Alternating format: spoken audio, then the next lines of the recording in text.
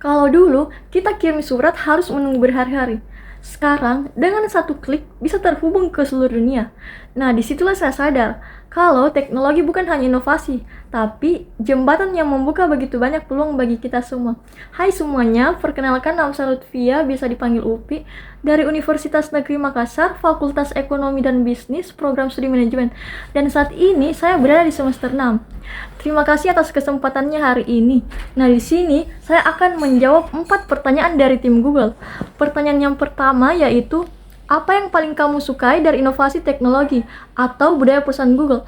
Dan mengapa menjadi Google Student Ambassador adalah cara terbaik bagimu untuk menyalurkan antusiasme itu di kampus?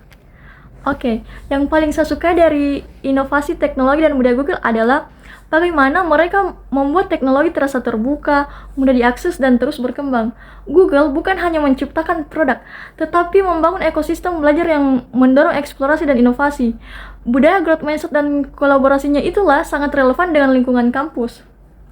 Jujur, saya suka banget belajar teknologi. Saya pernah mengikuti pelatihan Python, bergabung dengan Google Developer Group on campus. Nah, di situ saya mendalami UI UX dan mengerjakan beberapa proyek digital. Aktivitas organisasi saya juga banyak melibatkan pengelolaan media sosial, analisis digital, dan pengembangan ide produk.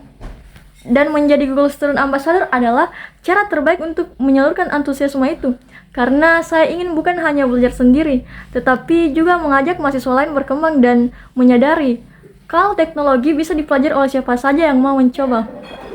Terus pertanyaan yang kedua, bayangkan kamu membuat sebuah acara Tech and Chill, ngobrol santai soal teknologi di kampus.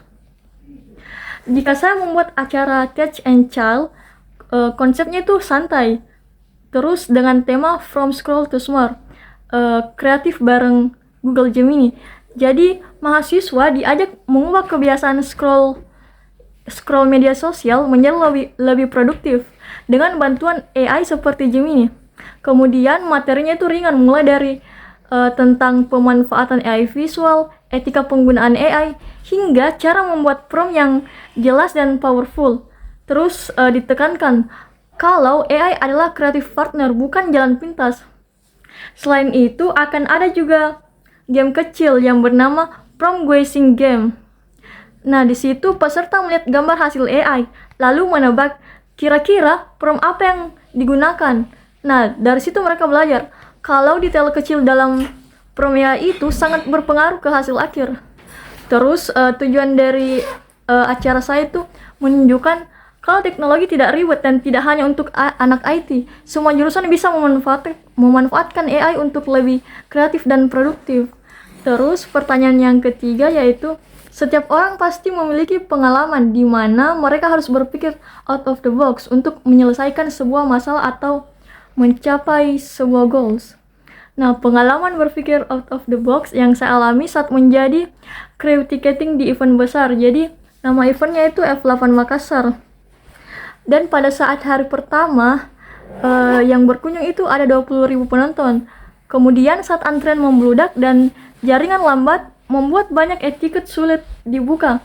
Kemudian situasi mulai tidak kondusif. Nah, di situ saya menyusulkan pembagian jalur. Yang pertama ada jalur siap dengan QR kode, yang kedua ada jalur bermasalah, dan yang ketiga ada meja verifikasi manual. Terus di sana saya juga mengingatkan penonton menyiapkan tiketnya sebelum sampai di depan gate.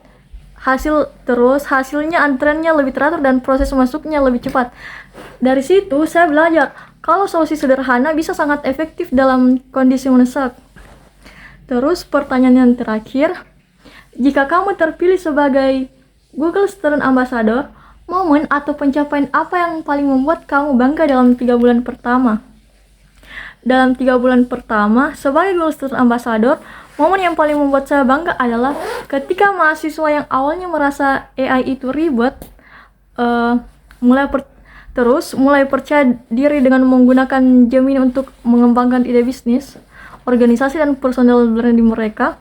Bagi saya, pencapaian terbesarnya adalah ketika teknologi tidak lagi terasa eksklusif, tetapi menjadi percakapan sehari-harinya di kampus. Kemudian, dampak yang ingin saya ciptakan adalah ekosistem kecil yang berkelanjutan. Terus, di mana mahasiswa bukan hanya pengguna teknologi, tetapi juga problem solver yang kreatif dan bertanggung jawab.